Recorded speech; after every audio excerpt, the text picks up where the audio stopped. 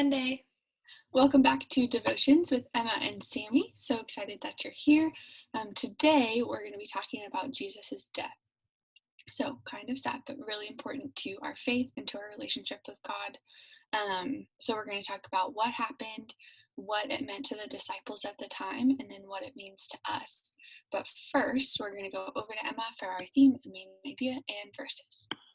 Yes, thank you, Sammy. Okay, so our theme is God's promises, and our main idea is Jesus' death. And our verse is from Matthew chapter 27, verses 45 through 46 and 50 through 53. At noon, darkness fell across the whole land until 3 o'clock. At about 3 o'clock, Jesus called out with a loud voice, my God, why have you abandoned me?" Then Jesus shouted out again, and he released his spirit. At that moment, the curtain in the sanctuary of the temple was torn in two from top to bottom. The earth shook, rocks split apart, and tombs opened. The bodies of many godly men and women who had died were raised from the dead. They left the cemetery after Jesus' resurrection, went into the holy city of Jerusalem, and appeared to many people. That is our verse. Yeah. Thank you, Emma. So Emma read exactly what happened when Jesus actually died, and all the things that happened after that. But we're going to go back a little bit so that we can learn a little bit more context for what happened. So if you're thinking of the disciples, which are the people that were surrounding Jesus, they went with him everywhere, they probably thought that they had God's plan all figured out. They probably thought that Jesus would be with them forever and that more and more and more people would come to believe in him. But that was not God's plan. So if you remember, a couple weeks ago, we talked about Adam and Eve. And Adam and Eve ate the forbidden fruit in the garden, and that was the first sin. So that first sin and every other sin of every other person since then creates a gap between God and man. It had created that gap. Humans would never have been in the right relationship with God unless the price for man's sin was paid. And to pay that price, someone had to die. So it's very intense. But Jesus died in our place so that we wouldn't have to spend life on earth or in eternity separated from God. So if you think about it, super, super cool.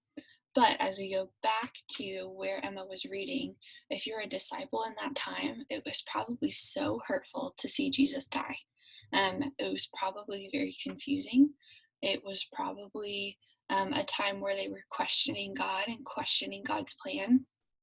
But what they didn't know, and what we don't know in the moment, is that God has a plan. We only know God's plan after it's happened. So that takes us to our question for the day. If you're thinking about how the disciples were probably very hurt and they didn't understand God's plan, but if you read a couple more chapters, we learn that God had this amazing plan for humanity and that Jesus would be resurrected. We have to remember that God has a plan. So our question for the day is focus on the fact that, yes, God let this hurtful thing happen, but what we didn't know at the time was that it was all part of a bigger plan. So I want you to just think about the fact that God has a plan for your life, even for the things that seem hurtful or bad.